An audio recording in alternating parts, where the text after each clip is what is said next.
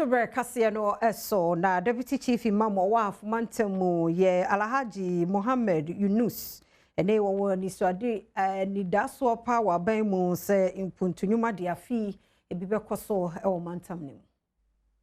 Deputy Chief Imam wa Hafumantam nimu Alhaji Mohammed Yunus ene dia todwase wogidi wa ban mu passe impuntujuma ho nsem wa Hafumantam nimu yade a ebe no adehia ne titire ne afempini do nsia yesimu imu sene ebe won so betimi aboama won hawo ahodo ano etumi abrase. Half origin Excellency John Dramani Mahama Mbaye. Hey, chenyi saba. Eba koso saso be barkatul Qur'an al-Azim. Ma hu hwe kra no nna metu kwankwa bechim. Ma also masate ye asphalt from Tepa ma ban e de back goso. A good achievement for everybody. Ma hu hwe kra no ma hu say maka hajj omote so. Ama bidurati me koye.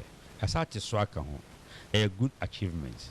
Ma hu hwe kra no ma hu say Islamic school o ma me 3 block classrooms. A good achievement. Senya wogidi sene mpuntujuma nzemo no mobetumi ehu bi no wasanfa sa konya no so to Ghana mbenyimfo nyina enemu se wono ma mpuntu hu nsem enya wono mo adehia pa na emra no ne omanfo hia wonye emfama wono mo neno na beboa ma omanfo nso setrem nsem etumi akonkan. Mahama, His Excellency, ene na pamfo nyina hu se omo hwe Ghana yi a yomelkiyama atamiada nyame ebemo rewodo mo. Oman sheni yesu no mo chia no so a yomelkiyama Allah will ask them and punish them. Enti eyens hwe onyame dia omo adia mo Ghana mo say ehya mo say omo hwe so. They will ask for it. They will account for it.